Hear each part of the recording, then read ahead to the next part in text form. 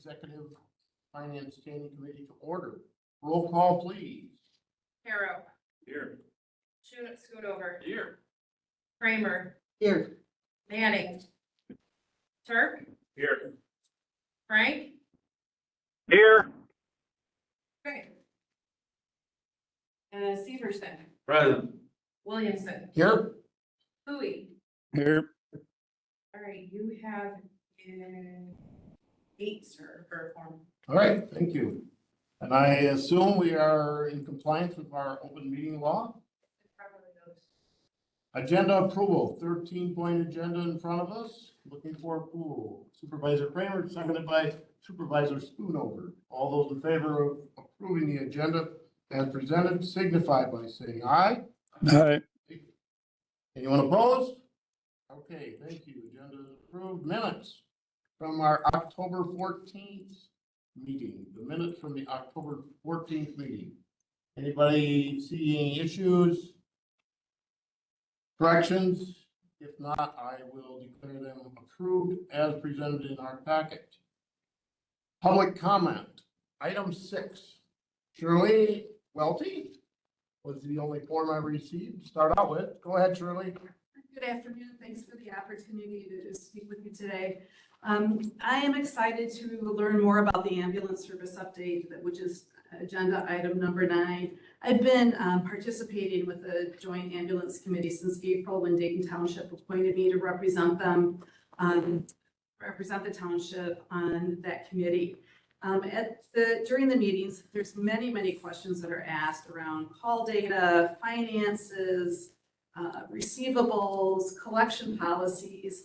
And while the interim director has made great efforts to share information, the information isn't presented in a clear fashion, and it's been challenging for everyone. I think she's doing the best job she can with the information that she has, perhaps, but there is really a need for much more clarity around that information. I think it would help answer many of the questions about whether is the new contract call count accurate, are all efforts being taken to manage expenses as well as collecting the payments that are due to the ambulance service. So I'm eager to learn more about what might be presented today. And if the information, the call data, and the policies and practices aren't presented tonight, I think it would be a really important step to take to share some of that information. Keep it confidential, keep it high level, but I think the information needs to be shared. Thank you. You're welcome. Anyone else within the confines of this building? Public comment? Anybody online for public comment? All right. None. We'll move on to item 7, reports. The administrator's report. Right, so my first update is that we have had 5 different open enrollment meetings for staff to attend. In total, we had about 160 employees that attended. Open enrollment will end on October 31st. And just as a reminder, we partnered with the Insurance Center and they've really taken the lead on these meetings and created a benefits guide for the staff to have. So this has been really nice and helpful for the staff to have something that really outlines everything that's available to them. We are continuing to work with the different emergency response agencies in the community to ensure their radio programming needs are met. There are still a few agencies that we haven't heard from, and so we did send another email out to them, and Mike Day is also trying to personally reach out to all of them. If we do not get a response from them by the end of the month, we really will assume that their needs are met. And the goal for us is to send out agreements for the reprogramming of the radios the first week of November. We will then work on organizing trainings so that everybody is able to utilize the radios and understand how they work once we go live. The RFP for Corporation Council for 2026 has been posted to the website. I put it on VendorNet. We sent it to some, or just sent out some information to different law firms, just saying it is out there on the website. And the plan will be for the RFPs, the proposals to be opened at this committee on the November 11th meeting. And then one of the other things that we're going to be working on between now and the end of the year is we need a new civil rights plan for 2026. So I have reached out to Southwest Regional Planning to see if they are able to help us get that completed as they completed the last civil rights plan. So that is my update. Anyone with questions for the administrator? Supervisor Schoonover. Has the youth department reached out? Yes, they're ones that we've been communicating. Supervisor Carroll. I'm not familiar with the civil rights plan. So that really just talks about, and it's on our website. So if you go on our website, and I think it's listed on the right-hand side of like additional plans or proposals or county specific, it is a requirement that we have a plan that basically says we're going to treat everybody as equal. We're not going to discriminate against anyone, all of that. You're saying we have one currently? Correct, yep, it's on the website. Yep. Good. Further questions for the administrator? How about Mr. Cooey or Mr. Frank? I'm good, thank you. Yep, same here. I'm good. Thank you. We'll move on to radio tower and project update 7B. So I do have that in the packet for you. As you can see, the green is the information or the work that has been completed. The yellow is yet to be completed. So some of that green with, or the white with UBAs, because we don't have anything ready to go yet. We're still working on the civil work there, but things are progressing pretty good. We did get our last couple of frequencies, which has been wonderful. That's a huge stress that we no longer have to worry about. So overall, things are going well. Questions, Mr. Carroll? Since we're getting toward the end of the year, I was wondering if we could get at some point, more comprehensive one with the dollars, the finished dates, a more complete report. The finish dates, I will get as best as I can. We're waiting on VENCOM for that. But we can give you the most up-to-date budget and where things fall. Anyone up, Mr. Schoonover? Just wanted to say I drove by the Yuba site just last week. They were installing the underground power cable to the site. There's no tower whatsoever there yet. Nothing there. Yeah. So we're gonna have to hurry. Yeah. But it does look like the retaining wall and all that is done. Mhm. And if they get power there, I think that they really get it. I think they have a date set to put the tower up. I think it's there. It's just not been Could be. put up yet. Further questions in regards to the radio tower project? Hearing none, let's move on to item 8, discussion and possible action on informed consent, Corporation Council, item 8. So this is, as everyone received last week, a letter from Mike Wendell regarding the ambulance service that he has to step down in representing us because of the conflicts. He then asked us that we follow through with the informed consent. We did consult with Andy Phillips today, and he requested that we hold off for him to have an opportunity to review everything. We will have a chance to look at this again at executive and finance at our next meeting, and then take it to full county board. Everybody, go ahead, Mr. Carroll. So what corp council services do we have then right now? We still have Corp Council services related to the ambulance service. We do not, but we have reached out to Andy Phillips and are consulting with him on that. And Matt is online, who works with Andy. If you have anybody has any questions in regards to it, they're just listening in. Bob and Mark, you're good? Yes, I am. Review it. Andy will review it and we'll bring it up in 11 of November meeting. Okay. Any other questions in here? So what do we do in between then, Mr. Chairman? Like, I see we got a letter from Boardman Clark. That's what Andy's gonna review. They're gonna review that. I think, We met with them today. Dave Turk and I both met with Andy Phillips and Matt today to start discussing that letter and to look at next steps.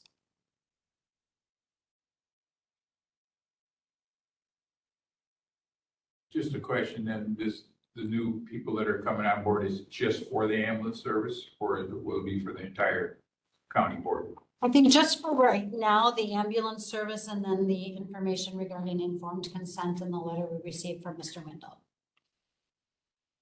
So any other matter that Mike Wendell would normally work for us on, he's still doing. Correct. And that's what the RFPs went out and we'll be going over them as far as corporate counsel that she talked about in the report. Those just went out to get pricing Next year. Yep. Further questions? Does that answer your questions here, Mr. Stevenson? Kind of, but there's a time stipulation within that Boardman Clark letter that I don't know if the municipalities are willing to be flexible with. So there's a November 1st deadline that they mentioned in that. And we're not gonna meet till, you said, November 11th, which is obviously 10 days after. So So what Andy said when we talked with him today is that he will be reaching out to their legal counsel to talk about next steps. So have we retained Andy Phillips as our Yes. counsel? We have. Yes.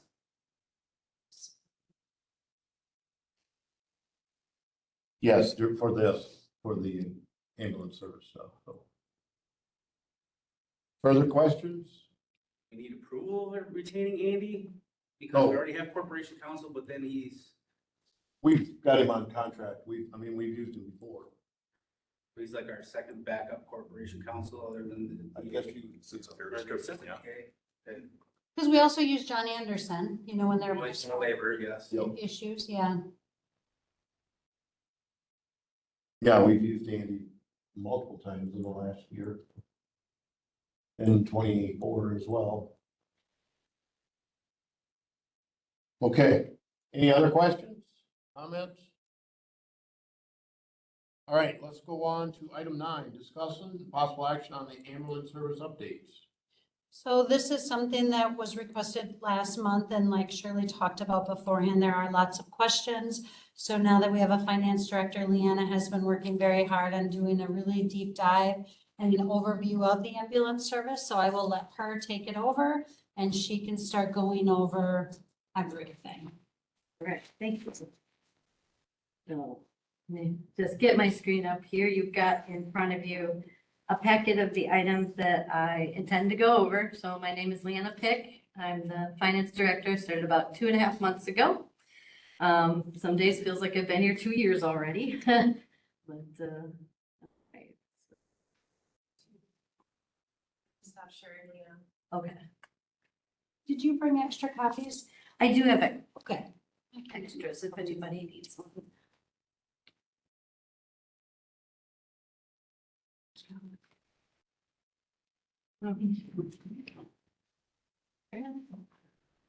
Okay.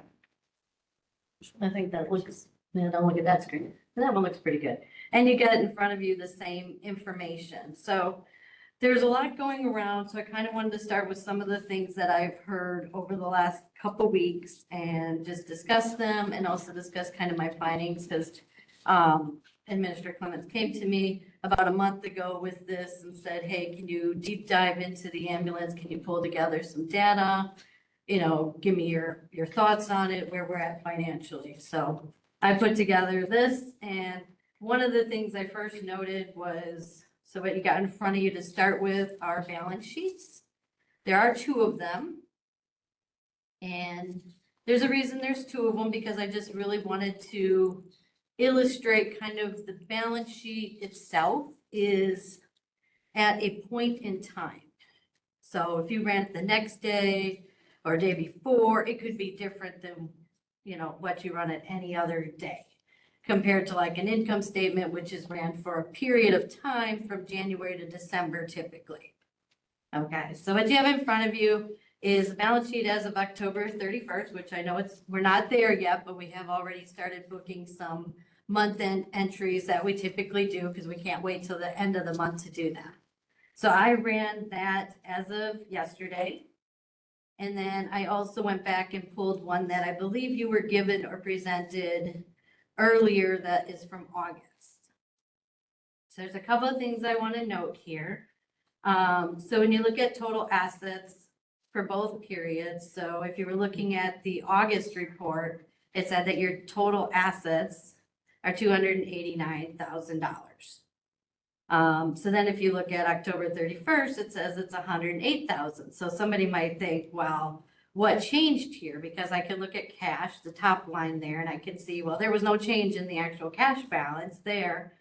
But there was a change, a small change in claim on cash, which we will discuss that too and what makes that up. And then some changes within AR. But the biggest change comes in the box called allowance for doubtful accounts. So we just recently got our audit wrapped up from 2024. And as part of the work that our auditors do is they review our accounts receivable and they look at all the balances, they verify them, and then they decide based on previous data, kind of what we've written off and where we're trending right now, what's really going to be uncollectible. So if you're looking at this balance sheet, you can say, well, we've got stuff out there from 2016, 2017, 18, 19, 20, and so forth. Well, what the auditors decided really at the end of 2023, the number you see in the August statement there, the 175,000, that was what they decided at the end of 2023 was going to be uncollectible. It runs at about approximately 40% of our receivables are uncollectible, which means we're not bringing that money in. It's never going to be cash. So they decided at the end of 2023, and that's where that entry came from that you see there on the August balance sheet. And that number really adds up to, I can show you, and this is in your packet as well. Get this little thing here to go away.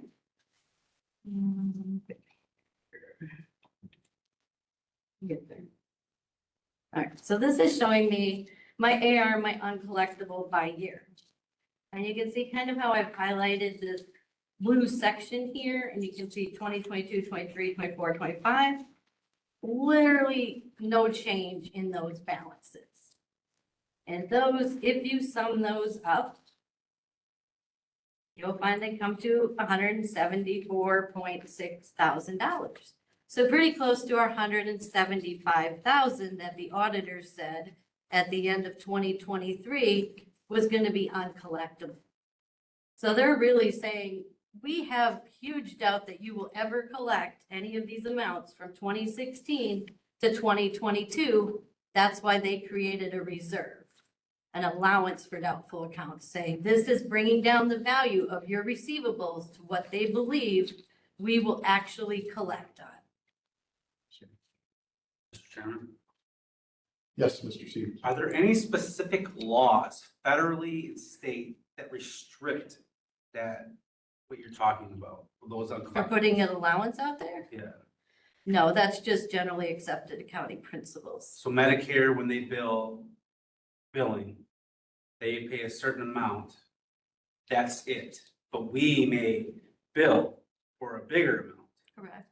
and we will not receive that amount because Medicare, which is a federal, right, and state, say, we're only gonna get this, correct? Correct. So I would like to make that known, that yes, this looks like a big number. However, our federal and state are telling us different, that this is what we're being able to collect. That's not part of your doubtful accounts. No, That's already written off immediately. yeah, so they're not sending that. That's taken care of really on the front side of it, I believe, as part of the billing that you're doing. I'm not gonna claim to be an ambulance, all-knowing when it comes to billing to Medicare or Medicaid. Okay, but what I can tell you in terms of accounting is that this is done at every place that I've ever been at. We will review our accounts receivable at year end, and we will look at the total and say, based on everything we've seen this year and in our previous years, usually in like a corporation, you'll look at, it's about 2% of your annual sales or 3% of your annual sales that will say are uncollectible. And they'll set up a reserve for that. Some of what these are, and you can correct me if I'm wrong, is the deductible. So an ambulance call goes out, insurance says, we'll give you this much money. Carrie, you have to pay the remaining to meet your deductible. That's a lot of what our uncollectibles are, is that is that money. Yeah. And we Correct me if I'm wrong, but that account is strictly internal bookkeeping. It's not I mean, it's a living account, so if you suddenly collect on accounts you don't think you're gonna collect, you can reverse that out as it becomes a. That is correct. You can do that. Yes. Or you could take it against, like, we're doing kind of a combination of allowance for doubtful accounts at year end, but then we're also doing direct write-off during the year. So when I point out our 2025 receivables, you'll see that that's a very small number, actually. And that's because throughout the course of this year, each month, our billing company, our third-party billing company is sending us anywhere from $20,000 to $40,000 of direct write-off related to 2025. Okay, for the current year. And then when our auditors review us at year end, they're gonna look at that balance and they're gonna say, of this, I think it's 150,000 or so that remain right now of your AR, how much of that do we believe you can collect? And it literally in their working papers, they are shooting at that 40% range. And we haven't got there yet because we're still on the balance sheet, but I do show you on the income statement where these are showing up. So if we can kind of continue, it might answer some of these questions. I don't know if I'm allowed to answer. Leanna, this is Barb, but those numbers for the AR for 2025 are not the numbers I'm getting from the billing company. Well, then there might be a disconnect there because Tammy Newberry is giving me the reports that are coming into our office. So if there is. Forwarded them to Trish the other day and they're about half of what I'm getting reported. Okay. I can't really speak to that, so we'll have to look into that. I can just know from the information that we are being given in our office and entering into Tyler, this is the information that we have. And I can show you on. There is one that shows it really well here. Sorry to bounce around here.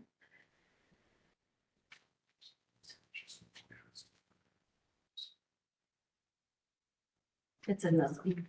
So we didn't talk about this line yet, but this is the other line called the claim on cash that sits on your balance sheet. It is a rolling number. It does not go away at the end of the year. It just gets plus or minus to it. So you can see on your balance sheet for 10/31 that their claim on cash is minus $186,000. And that is made up of our year-to-date cash receipts. So what we've actually brought in for cash, $470,000. And then it's going to be less our accounts payable. We had a small reversal of something that might have got messed up, so we fixed that. And then we had payroll and then a little correction to payroll there. And then if you look at this column here that says journal entries, so it was higher at the beginning of the year, and that's because we were just getting on Tyler and some of the payroll entries and stuff were going in there then too to get them booked before we went live in Tyler's system with payroll in April. So you can see things kind of start coming down in your journal entries there, but you've still got all of these that were written up as uncollectible. There's also various other journal entries in there. So let me see if I can, June's not a great month. Let's look here.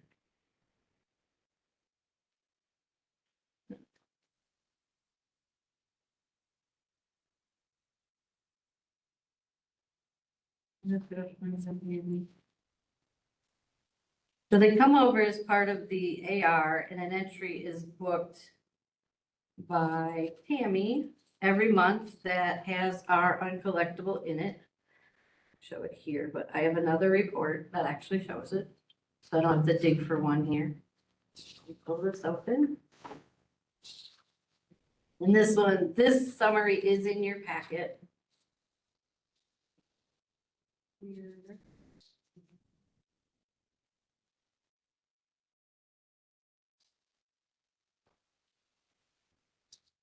I'd have to pull it open another file, but I will get you that information. I know what you're talking about. There's a spreadsheet that she sends you. It's in my mail, but I don't really want to open it because there is very sensitive data within that file, so I don't want to open it live, but I can get it to you after this meeting. That shows what they collect each month, what they bill us for charges each month, and then what's left. Ask question. Go ahead. Can you go back to the spreadsheet with AR not applicable by year? Okay. I just want to make sure I understand it. Is this telling us that allowance for doubtful accounts all the way through 2022, there were none? No, that's not true. This one isn't showing you that because I did not go back and pull all that. The allowance itself for doubtful accounts didn't exist at that time. You were doing a direct write-off. And a lot of it was going through the board and the board was approving the write-offs prior to having an allowance for doubtful accounts. The first time I see the allowance for doubtful accounts come into play is really in 2023, where they started putting it on the balance sheet there. What I can show you, if we kind of skip past the balance sheet here for a minute, I'm going to go to my comparative income statement. And you have this Second one. question then. Okay. So since 2023, then we've been accruing doubtful accounts without writing them off each year. Am I saying that right? We've been writing some off. Let me show you. I think this might explain a little bit more. So this is your income statement. Top section here is your revenue. This is what you're bringing in year. Got 2019 through 2025 in here. Of all of the information of the revenue we brought in. And then I got all of the expenses listed. And if I go to the very bottom of the expenses, there is a line here called insurance write-offs. We just kind of book it in what they call bills for no line detail. I just moved it all up to insurance write-offs. That is what it is. And this line can show you in 2019, you wrote off $331,000. The next year was $360,000, $394,000, $350,000, $494,000. So big year in 2023, really wrote off a lot. That includes that $175,000 that they made us make an entry for at the end of the year, went also into this expense line. Okay, so if we did just a little simple math here, well, this minus the 175,000. Oops, I might have put one too many zeros in there. 175 million, we wish, but okay. 319,000, so relatively in line with everywhere that you've been every single year in terms of write-off. So you can be bringing in what it shows up at the top in terms of your actual revenue, 800,000 to $1 million, but you were writing off 40% of that in any given year. So, you either have a revenue problem or you have an expense problem. It's kind of twofold. We have our revenues there. We are not, I think, doing a good job in collecting on it, but I can't speak to the, how that's all done and the third parties involved, okay? So, but what I can speak to is what I see in the numbers. And the numbers tell me here, when I'm looking at average revenue over this time span of 2019 to 2025, your average revenue coming in from invoicing is $800,000. Then over that same time period, we're bringing in what we have are the contracts from the towns, which everybody was questioning. And you can see that revenue is going to Fund 51, and it is there 2019 through 2025 of everything that we've collected from the municipalities. And then there's a little miscellaneous revenues in there. Sometimes there were grants that come in from the state, other sorts of funding. That's going into this miscellaneous line down here. And that's averaging about 18,000 a year. So, over those years, we've averaged $951,000 of revenue in the ambulance service. But in that same time frame, we're also averaging $1 million in expenses. We're spending approximately $100,000 a month to operate and run the ambulance service. So for this current year, then the auditors would say we need to write off 374,000. This year so far, I would look at the balance sheet right now as it stands. And so the one I ran at the end of October said we had 197,000 for 2025 revenue. They've already reserved for everything prior to 2023, or excuse me, 2022 is that 175 that we mentioned, the 175,000 you saw on your initial balance sheet. Then last year, end of 2024, they said, well, I think you need another 198,000 on top of that for what you've collected and what you're looking at for 2024 for your AR. You're not gonna collect it. The more time that goes past, the harder it is to get this money. And they realize that, I think everybody does, and that's why it's such a large allowance out there. What we could do to clean this up, we could potentially take that 175,000 that we had reserved at the end of 2023, and we could write off everything up to 2023. Then we would be carrying those 3 years, and that's technically all we really need to be carrying out there.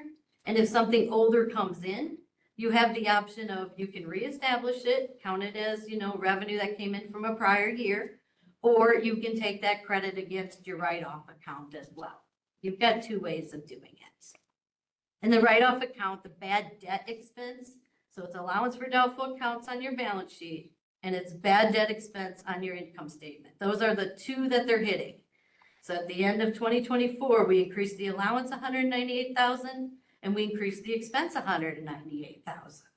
I'm just trying to understand if the 2026 budget we've done has Oh, a yeah. reasonable amount for. Yes, it does. If we, right now, when I looked at it last week, we have 400,000 that we're considering to be uncollectible in our 2026 budget, which is in line with what these numbers show you.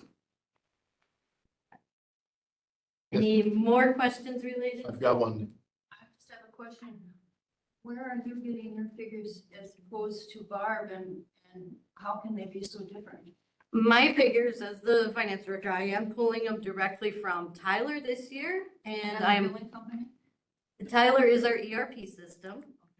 And it was implemented in January this year to have an ERP. We went from a green screen AS400 system to a Tyler ERP system. So I'm pulling anything newer than 2024 is in Tyler. Everything else, I went back to the AS400 system and I ran the reports and I pulled out all the data and I brought it into here and I gave it to you in these spreadsheets that you have. So you have everything that I have that's in the system, that's been audited, that is part of the book of record. But why does Barb have something so different? She's getting reports from the billing company, which I've also seen those and I've looked at those. I did pull in just a little bit, again, because of all the confidential data in there. I couldn't pull in everything.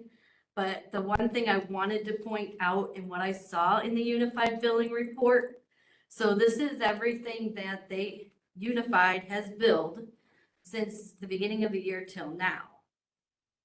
So I can, sum this up. You've got just a little over $1 million. And the first payer string is, this is kind of who's responsible. It doesn't mean a lot to me. I recognize Medicaid, I recognize patient. But if you unfolded some of these, this is just a pivot table. So I've got it kind of summarized and I'm showing you what I think is a bigger issue within this billing. Not so much the Medicaid, Medicare, and the private insurance companies, as much as it is things that fall under patient responsibility and patient paying for them. So they have no insurance. I don't know if at the time of the service that we're not doing our due diligence and collecting that information. I'm not going to speak to that. But what I am going to speak to is that in looking at this report and saying, okay, patient responsibility this year that they're working on collecting on is $178,000. Well, I don't know you guys, but costs have gone up and everybody is pinched. And I don't know how likely it is when somebody doesn't have insurance that we can collect on these items. Or how much due diligence the third party is doing to collect it. In the auditor's report, it said that they had to make 2 phone calls and send a letter. Well, my history, I wish that was pretty nice, in collection terms. But I think maybe there's some work that we could do there, Let me get this gentleman right there. Just one question. So you're saying that where it says ambulance fees invoice, that's actually what you billed, not what you've received. Correct. It's like my business, we use our income we've got, then we just separately, we write off what we didn't collect. So really that, what your total is 838, really where you wrote off there. What did you write off? I lost. 325. So when you're really, your income's not 838, 260, it's subtract your write-offs out of there is what really your income is. That should also Yeah, include your essentially. Medicaid write-offs. Stuff You that's, have it's not collectibles. private insurance negotiations as well. But what is that number really then? The 838 is really your actual income is what? The actual billing that we've done, the actual revenues we have billed for are the 838. The uncollectible is another part of it. Most businesses don't have that large of an uncollectible pool unless you're in maybe the medical field. You know, most business, like I said, you're talking about that 2 to 3%, and you usually know who those accounts are. Where it's the You same know. really is the 838 is billables, it's not actually income. That's the. Mr. That Chair, are income in the accounting It's terms, paid, yeah. you know. Mr. just- Chair. Mr. Cooley online? Yeah, so the understanding I have of this from being on that committee, back when Darren was running it, you have to bill at that rate. So if those ambulance fees invoice, those are billed at that rate to get the maximum Medicare, Medicaid. So that's part of the reason why there's such a large write-off, because and this is the way it was explained to me many years ago, is that we have to charge, and I'm just going to grab numbers. We have to charge $1,000 to get $400 or $600, whatever that 40% is. And that's why you have them write-offs. Now, that's the way it was explained to me. And I think that's what you're seeing here is why them write-offs are so large, because if you broke it down into patient care, you'd probably see that the majority of our ambulance services, that's exactly what it is Medicare, Medicaid. We have some of that here too, when you're looking and saying, okay, well, here's a piece that's Medicaid here, here's another piece that's, you know, these are just Medicaid, you know, and I'm sure some of these other ones, probably if I expand them out, you're gonna have Medicare in there and stuff too, again. I do have all of this underlying data, it's just a matter of how much we can show in terms of this file because of patient confidentiality, but I didn't figure, you know, I could have expanded this. I don't know how many pages it would have been if I expanded it for you all, But I think the question, or my question is if we looked at the Medicaid invoices and then we looked at the receiving of it and see what the difference is. yeah. And that might explain a lot of these write-offs. At least you could kind of sort it out to where, okay, this is what it costs us because of this, and this is what this is, right? I mean, it gives it an explanation. It doesn't solve the problem, but it gives it an explanation of what it is. Correct, yeah. I say that's a very, very true statement. So I have expanded this. It's just various insurance companies, again, expecting to, you know, collect a portion of these. It's just a matter of how much it is going to be at the end of the day. Let me get Mr. Even first, and then I'll come back to Mr. Carroll. Just to reiterate, Mark is absolutely correct. You bill it out at your full rate. You still bill it to Medicare, Medicaid at the full rate. They write it down. It goes from them to, if the patient has a supplemental plan, it goes to them for further payment review, and after that, and it ultimately gets to the patient for the copay. So there could be multiple steps before you even get through this, getting it from initial billing to your three different sources of collection on a single bill. But yeah, you can write over 50% of it off just through Medicare, Medicaid, and it's gonna show up in an expense line. But as she said, your accounting principle, you record it as an overall gross revenue. Your net revenue isn't gonna equal that, but your gross will. Then just a question, because I was here when we went through two different billing services that time. Your 2015 through 2018, 2020 receivable were all done through Sabota. Are they still carrying balances where they're trying to collect, or are these receivable years long gone that we're never gonna, I say we as the county, never going to see again? And I'm not trying to put anybody under the, you know, I'm not trying to put a target on anybody here, but that's just, you know, there's a lot of turnover that Sabota was kind of tracking some of that and sending the monthly reports, updating those years. Are we still getting that? I mean, are they just chasing what they can chase? Yeah, I think we've seen very little movement on that, and that's where, you know, some of this line comes into, where if we have collected something from a prior year, we would see it here, but this is just such a minimal amount compared to what we've written off. So we can be collecting it slowly. As I was going through the billing data, there are people that are set up to pay anywhere from like $10 to $100 a month. And it will take a long time to have that show up on our financials, so. Jeff, one question from me. Any idea what your write-off is up in Cas? I mean, not by gospel, but just a rough. Not off the top of my head, but a typical trip from Casanova to Research Hospital, our bills running around at least $1,000. I haven't checked the Medicare rate recently, but we used to be happy to get $350 out of that. So So about 350 to 400, and that's not for that's not ALS service either. That's just BLS. So if Richland throws an IV in and it qualifies for the next tier level, that changes your reimbursement rate as well. But Thank you. Mr. Carroll. I don't follow all this Medicare, Medicaid markup stuff, but at the end of the day, our revenues are not covering our costs. Correct. So I just want to make sure this all this information, what backed up or built us up to the new rates we're now saying. And so that they need to be that. Yes. Yeah. And if you look at this sheet, you'll see that things started to flip where we were overspending starting in 2023. Yeah. So if we were to do something to back those rates off, then we have to get funding from someplace else. Correct. Be it the levy exemption or something. Correct. Okay. Mr. Chair, Yes.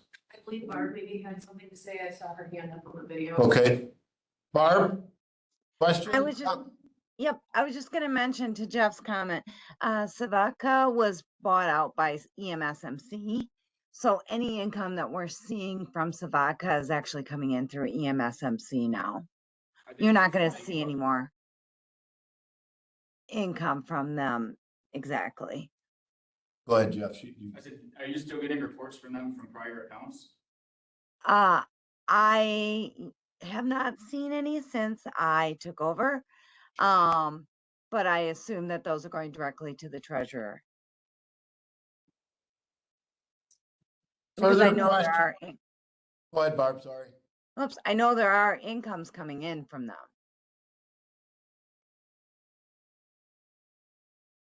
Further questions in regards to the financial statements? A little bit more we kind of got. Okay, Right here a little bit, that I did want to go back to. So we touched on the asset side of the balance sheet. And I'm sure probably the understanding is there, but I did circle this box at the bottom of the balance sheet that shows your total revenue, your total expenses, and your kind of plus or minus over under. Either you got a surplus or you have a deficit. So what both of these show is that we are running a deficit year to date, approximately $33,000. So if for some reason, so you can see on the 8/31 balance sheet, our fund balance was $297,000. But now that fund balance is only $108,000. And so that decrease there really related to that uncollectible entry that we put in that booked between those two and then brought that fund balance down. Now, if we were to close the books tomorrow and say today is December 31st and we were going to close, your new fund balance is going to be $75,000. So you can see it's decreasing. And every time we have a deficit each month, it is going to continue to decrease that fund. The only way that fund is going to go up is if we start making money and profit somewhere. Now, the other thing I did want to point out as well, so we kind of touched on some of these. So I've got a monthly statement in here. I worked with the people at Tyler. I saw the report that was going out before, the cash book, I guess, that everybody was seeing prior to my arrival. I did look at it. I reviewed it. I tried to tie it out to what was in Tyler with little to no success. And I said, nah, this isn't working. It's too much manual work that was going into it. Stuff was coming from areas that it shouldn't be coming from. So when I mentioned that your balance sheet is a point in time, I mentioned your income statement is the entire year. And so from January to December, your income statement is telling a story. It's telling the story of your revenue collections and your expenses going out. If something hiccups or happens, you'll see it there. So what I want to do going forward, for as long as we're doing this and the county is administering this, is you will be seeing this activity report. This comes right out of Tyler. There's no manipulation being done to it in any way, shape, or form. I just dumped it out to here. I cleaned up the formatting a little bit. And then this shows you your revenue coming in by month. It also shows you your expenses going out. So if for some reason there are holes, we might ask ourselves, well, why do I have a hole here in part-time salaries? Did we not pick something up? What's happening? You know, so it allows us to have a look all year to see if something's missing or, oh, boy, where did that expense come from? You know, so I had a couple of those moments as I was going through this. And you can see there's that big ugly line called write-offs right there at the bottom, you know, haunting us. But what I saw too, doing it year over year, so we'll continue to produce this statement too, year over year, so you can see the trend lines, you can see how things are going, you know, whether or not things are increasing, because as Mr. Clements mentioned, you know, we can see in our salaries what happened, we can know what happened, so we went from, you know, kind of having a volunteer part-time crew to, hey, we're fully staffed right now, we have a full crew, maybe minus a director here for a few months out of 2025, but that is what's kind of happened in our salary lines and benefits. You know, we can see how things have changed. Look at the change in healthcare costs alone as we're talking about open enrollment.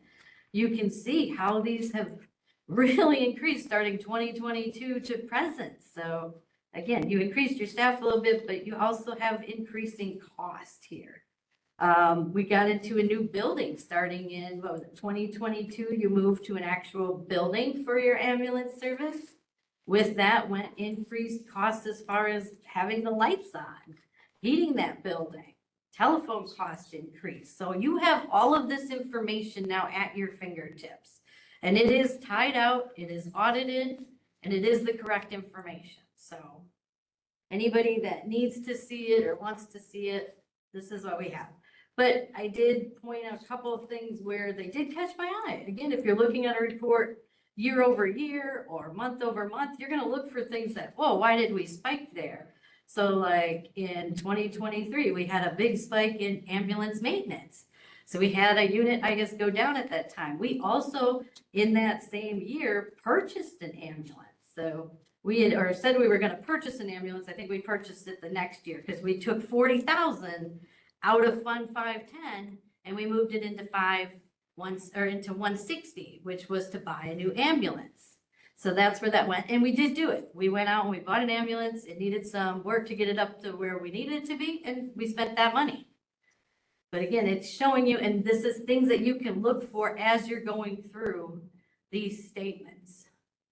And you can see where we've been, how, you know, things have changed year over year and expenses have stayed, you know, relatively consistent. I commend the group actually in keeping their expenses, you know, as good as they can in these tough times, you know, so I think they've done a wonderful job in 2025 of actually controlling those when they could have really, really skyrocketed. So, I had some, oh, go ahead. Not sure to ask, but where do things stand with getting a committee together that's going to try to work with the municipalities and townships to figure out what we're going to do? So for right now, we're still looking at trying to just get things rolling for 2026.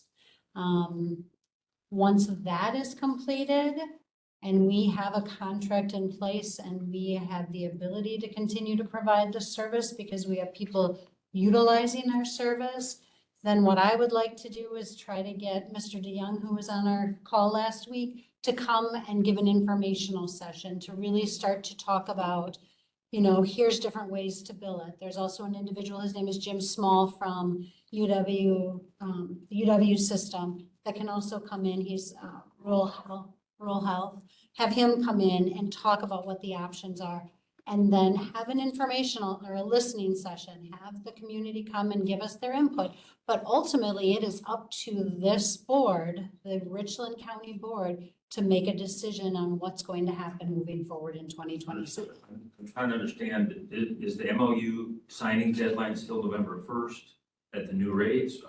As of right now, that's where we are at. But I know Andy was planning to talk with their legal counsel today or as soon as he's able to talk about trying to get together. 27th. Mhm. Yeah, I had a few more slides in there. You could just peruse through them. So I did pull kind of the population data that we had out on our website, total populations by the people or the municipalities involved, your prior contract volumes, your prior contract rates, the proposed contract volume and proposed rates. And then I did some math kind of allocating based on population, what it would look like per person and what it would look like if you did it at $30 per person in every household. So we'd actually be pulling in more revenue if that was the case. So from the municipalities based on that. But so there's some of that data. I don't know if Trish wanted to go into the call data or not that we have, but this is what we did receive. I know there may be a few adjustments. What we did is we pulled out Pine Valley, we pulled out the fair, and we pulled out the county buildings so that we could show the numbers without those in there. And, you know, I did talk to Brittany out of Pine Valley and I got their capacity number and kind of treating that as their population out there. And then just kind of gave you a little oversight in a graph form here of sort of the average of calls versus the population. That is, oh, and then there were some reports in there from the AS400 that simply just showed again that old system we were using and the revenue and how it was going into Fund 51. So it's never really gone into the general fund. If it did, it was because we didn't know where it was supposed to go. And it doesn't stay there. It gets moved to his actual fund once we have a home for it, so. I think one of the big questions that the JAC asks on a pretty regular basis is where is our cash balance?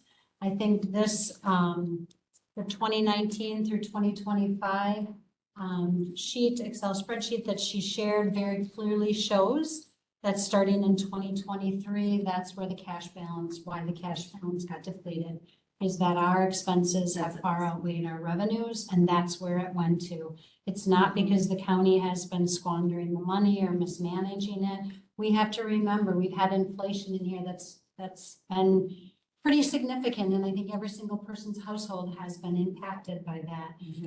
We've had the wage increases, plus we've lost volunteers. We just don't have that. And that's with every single EMS entity out there. The number of volunteers continues to go down. And we moved into our own building, which added expenses on. So those are three very concrete things that help support where the money has gone to and help show that we're not squandering the money away and that they are going to continue to run this service. And if we could have volunteers that run the service full time, that would be fabulous. But that just isn't an option that's out there. Yeah, and I think this last one I share too, just the top of this one is what Administrator Clements is referring to. So you can see in 2021 kind of, we did have a little surplus. In 2022, we had just a little surplus, but 2023 comes along, you start getting those big, again, those write-offs or those allowance for doubtful accounts in both these years. And that's really the story of where that fund balance has continued to decline year over year. And I think the balance sheet really shows if we honestly got absolutely positively everything that came in, that's what we would have. But we all know when we work with insurance companies and individuals that it just doesn't work that way with that. Supervisor Severson. How do interfacility transports correlate to your billing that you have here and what we did? So you said we made a little. When did we stop doing interfacility transports or do limited amount of them versus when we were doing them quite a bit before? And how does that play into the billing of what our revenues are? I was gonna say, I don't really have that data available in the financials. Those years prior that you included, did that was talk about our interfacility transports? We're getting We did. now we're just doing 911. Carrie, we did a lot of interfacility. When I'm looking at the data right now, as I comb over it for the townships, the interfacility transfers, 23 and 24 were extremely high in transfers. 25 is not. The difference is we were paying part-time and temp casual employees to come in to do those transfers. A lot of those transfers were turned down by other services because they were private pay, and your collectible amount on those isn't necessarily there. I am very proud of Richland County Ambulance because they would provide that service. We didn't look at who the payer was. We just provided the service to take care of the patient. I know that other services ask the question up front, what kind of insurance do they have? We didn't do that. We took care of the human being. And so that's very commendable. But we're not doing as many now. So part of that is, yes, we're missing some of the income, but we're also not seeing the uncollectible on that part either. Mr. McGraw, did you have a question? Comment? I just was looking at the comparison data by year and municipality. And then the sheet that shows all the participating municipalities and what the payment would be per person under certain assumptions. And is that per year? As far as the dollar amounts that are shown? I would assume it's on a per year because I didn't take it out times any months or anything. I just said, if you were gonna charge each household, each person within your county, $30 a year, that's what you would come out to. And then the difference in revenue, one's 342 and change, the other one's 241. It's about 100,000. And that's simply by increasing it, That would. what it is now to what it, explain that. Okay, so what it is now, where we just ended, because we haven't really got into any new contract amounts, is it's actually sitting at this 150,000. So our new was proposing to go up to 245. I took out Pine Valley, Fair, and County buildings to get you to 241.2. And then that allocated by population gives you that per person rate. Now, again, just me seeing what that would be. And then looking at, I think it was last week in the JAC that somebody proposed, well, what if we did, an additional tax or something that said, hey, based on household size, we're gonna charge you $30 per person per household, and where would that put us? And that's what that calculation of that 342 is. Thank you. You're welcome. But out of that 342, from what I understand, we're gonna be paying back. I live in the town of Eagle, Ryan lives there. I have coverage from Blue River Okay. EMS, so we talked about paying them back, so we would not keep that 342 if we charged.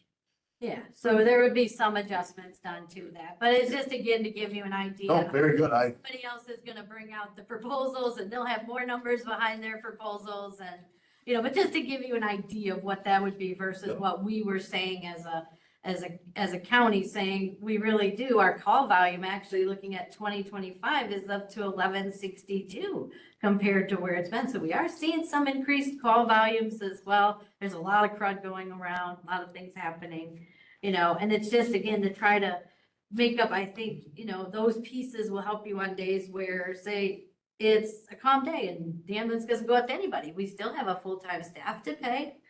It'll also help with that patient responsibility where patients just don't have the ability to pay. And we could see what that amount is too. So that's why we ask that the towns have this fee to help cover just that extra that we need. So, and then here too, again, the 2026 budget is here too. We have it set at 1.3 million. I think if you remember what I said earlier, it's costing us around $100,000 a month to operate that. So you're looking about 1.2 million in the year. This is saying, okay, we add a little to that. County budget has to be balanced, so we need the revenues to go with it. So our budget includes that 245 to to get us to where we need to be with the patient responsibility. And we're, again, that write-off is in there. We've included it. It's a hefty number, but we got it in there as well. Shirley. If I understood you correctly, I thought you said there may be an opportunity to look at billing and collections and things. I would Perhaps. think when I was looking at versus the various things, so there was, I think it's called EMC was one of the services we had this year. Now we're at Unified. They said there was another one before that. So we've switched these third-party administrators a couple times. All I would say is let's look at the reports, the collection activities being done, and maybe it's something we need to take a step further, but that's again for the rest of the discussions that are gonna happen, is for us to reach out and ask other places, you know, what are you doing exactly? You know, who are you using? Is there somebody better that we could be using to do this? Can we get the information once they're all done with it and try to collect on our own through, you know, reasonable payment plans? I don't have those answers. He's shaking his head, so I'm assuming he knows more than I do on that. So, but these are just thoughts that are going through my head as I was, again, organizing your financial information. I just wanted to be transparent, come here with the data that's in the system, the audited data, show everybody the numbers. So there is no secrecy here. We want to help as much as possible. So if you have any questions, anything else remaining before I kind of end my little spiel or section here. Thank you. Excellent You're job. welcome. Thank you. Mark or Bob or Barb? I just want to say thanks for pulling this together because this really opens your eyes. So, thank you. Definitely, thank you. As far as their collection is concerned, your billing company takes a percentage based off of the income they actually collect. So it behooves them to go out and collect. I don't know of any billing companies that are sitting on calls because they're lazy. I've seen short staffing problems, but when it comes down to the aggressiveness that they collect, that really comes between you and them and how aggressive they want to get. So you can whittle down that receivable, but you're gonna be beating down the door of your social security household on payment plans to collect their outstanding bills. So it really, there's a balance of, yes, we need to fund the service, but also we need to understand the economic situation of our patients. So, it's smart to explore billing services. It sounds like we've done it in the past year, but, understand what you're looking for and what kind of result you want to achieve, and really work with your billing company to understand what they're doing. And I know Barb gets the reports. I think the clerks and treasurer's office probably does as well, or access to a portal, so. Yeah. But you're gonna carry a high receivable just because of that situation. Thank you, John, for your input. Any further questions in regards to the financials? Hearing none, let's move on to item 10. Discussion and possible action on review of the comprehensive plan. So this was an item that Steve had requested to be put on the agenda. I did review it this weekend. I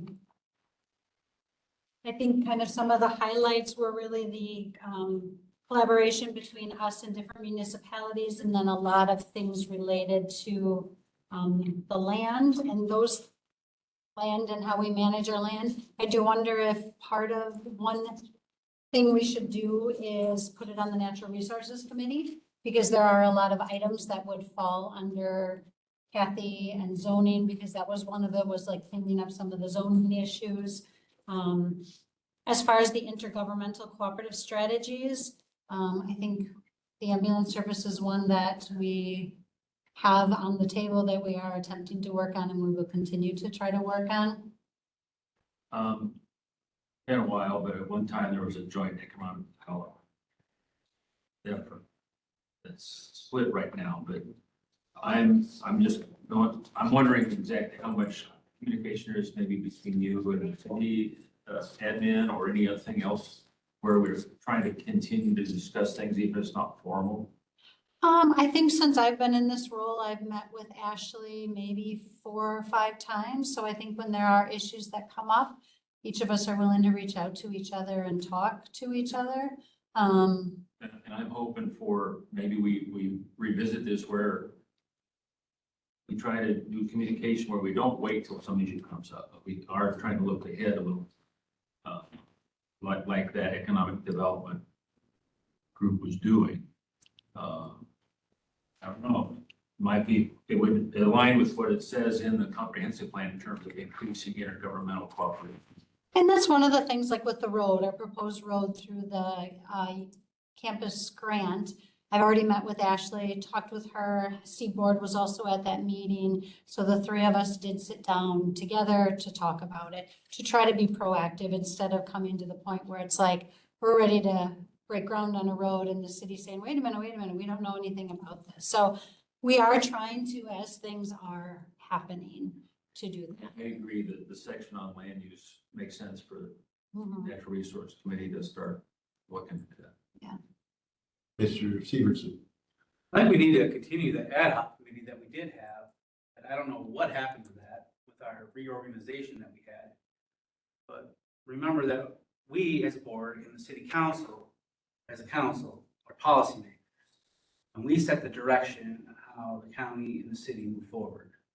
And then the administrators implement that and their employees. Understood. So I think we need to go back. Formal, regular meetings between the city. Correct, and we need to go back to that. They may have their little side meeting that they want to have to work together, and that's okay. I lost the word for it, I had before, but we need to, as a board and council, city, and maybe other municipalities, get together and talk about that direction. It needs to be considered. You want to share that one? I don't think disagree. The chair and the vice chair were part of that committee, you know, when Marty Brewer was our chair. Yeah. Peter Coppernow was part of that. Yeah. How long ago did that disappear, Todd? I don't remember when it happened with Carrie on this. I don't know if it ever formally did or if we just stopped meeting. I think it was because of our reorganization that we did. I think when we reorganized, we took it out of the list because it hadn't met for a while at that point. I think so too. And so several of us do meet. Dave and I talk all the time. Trish is at meetings that I'm at pretty consistently too. Carrie and I have been talking more. Okay, so the ambulance thing is a great example, but it's one example. So here we all are. Wow, read these numbers, you go, whoa, I didn't know that, right? How are we gonna pay that? Well, that's one example, but if you look forward, I'm sure if you look at how much of your levy, for instance, police now pay, same over there. And I've said several times, it seems odd to me to have two police stations across the street. Another idea, and I think if you always remember that we will remain one small county with one small city, we're gonna have to be pals. Yep. And look at the budget issues, they're nuts. I mean, this is crazy, what inflation has done, it's crazy, and everybody's revenue has been overrun by nothing any of us could have done. And the school districts now, I'm sorry, I'm on my soapbox. That's all right. Did you guys see the article Tony Kurtz, it's on my Facebook feed. I had a brunch last week with Tony Kurtz and Mike Wendell. And I had seen an article online from Civic Media talking about the school district cuts in the area. They're substantial.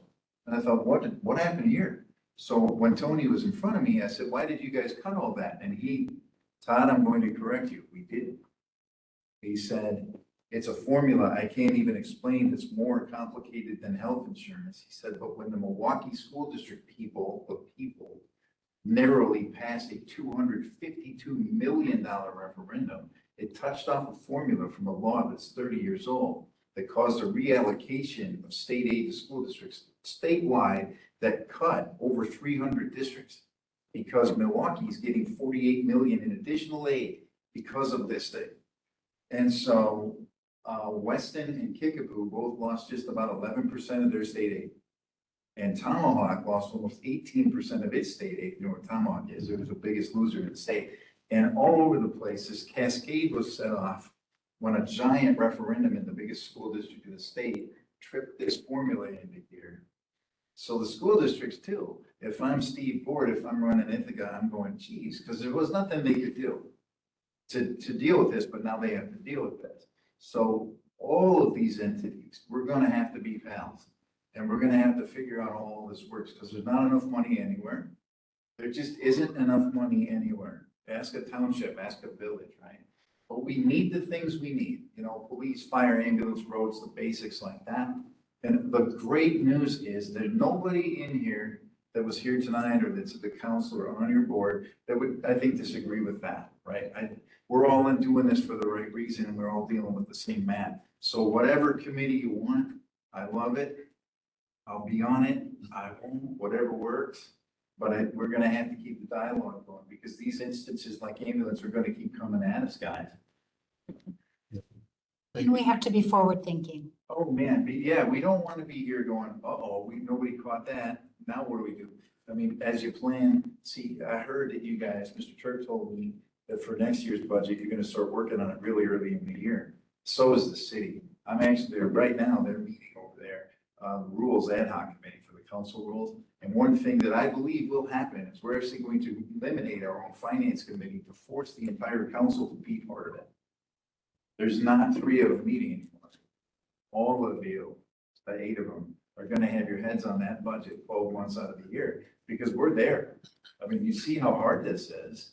And I mean, it's the same thing that Dave's telling me you guys are trying to do, is to not get caught. You know, you don't wanna be talking about it the last week of August, going, why didn't we see this? Well, us too. And, you know, looking forward, we've branched that out in these meetings that I do with Dave as Trish comes, it's joint collaboration, we call it. School district comes in, then we have the hospital coming in, we have the Simons board coming in. These different entities that share the same concerns, because hospital, look at the Medicaid issues. Oh, wow. Understand that the largest employer in Richland Center is the Richland Hospital. Most people don't realize that. Okay, ooh, this is not funny. Okay, what's great about the state of Wisconsin, which was an accident, is that when this state didn't accept all that extra Medicaid money, it's also now not being cut. So small hospitals in Wisconsin have a momentary reprieve that other states didn't get. Well, man, Bruce's hat is all over this, because what if, right? So it's not, I'm not saying that to scare anybody, I think you're already there. But it's more that we cast the net wide and more people can come in to talk this all through with us. And I hope everybody here keeps doing that. Comments, concerns? You want more to cover on the comprehensive? You're good? I'm good. Questions on it? Sounds like Mr. Carroll's gonna take care of it all in the. No, thank you.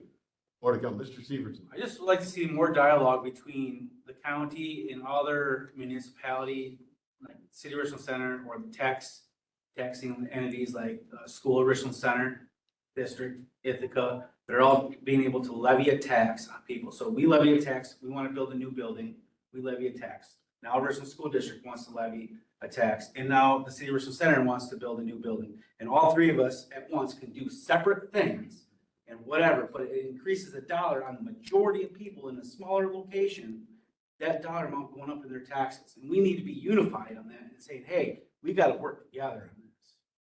And I think that's why when there was discussion last week about putting it on the levy limit, you know, adding ambulance, and some people are like, it's simple, just do it. We got to look at all those things because it does impact every single person who pays taxes here. And we've got to make sure we are thoughtful, because it's not just about adding on to people's taxes, but then we also have to pass money off to, like you say, Blue River EMS covers part of Eagle Township. Those are the things that we also have to look at. That's why we can't make rash decisions. We need to be looking at the big picture, engaging other people, having conversations with them, so that when we do make a decision, nobody's surprised. They might not like it, but nobody's surprised. Good, very good. Anything else in regards to comprehensive plan? That'll be one of our agenda items, Mr. Seaver, somebody put on for the first meeting in November. I think by 2026, I think it'd be a good idea to try and figure out some type of group. Correspondence. Brenda, anything? Okay. And then we move on to future agenda items. So we are gonna have Mr. Andy Phillips will review the letter from attorney that we all received. That'll be back at us, if not sooner. Another update on status of ambulance service. Yep. Another update on that. We could start I don't even know what you'd call the group, but we can put it on the agenda. What did they call it before, you think, Todd, or? There's a city county ad hoc committee. Yeah, I think that's what it was. It was just the ad hoc city council. But maybe we should think about it and have a further discussion of who else to add. That's I what think I the think. Richland School District has got a big populous area, and I think it does too. I know Kickapoo comes in and Riverdale comes in. At what extent they're involved, I think that they need to be involved, but No, and I think major that's players here. part of what we'll discuss next week, Todd. It depends on what you want. Right. Because, for example, folks just did a really good thing with, the school district on gymnasium at the campus and, Melville Hall, which soon Simons will be incorporated into the gym. So separate, but on the same topic, kind of. Okay, you understand that Weston Schools is now aligned all but one sports team with Ithaca for next year as another example of what's already happening. So what do you want your committee to cover? Because we could have, there's how many, 8 school districts in the county? Okay, I mean, it depends on how broad you want to go. Right. And what we want to cover, because, for example, Mr. Board at the school district likes to say that he wants every kid in the district to learn how to swim in the pool at Simons. Ithaca's over one hill from here. How about them? Riverdale, how far?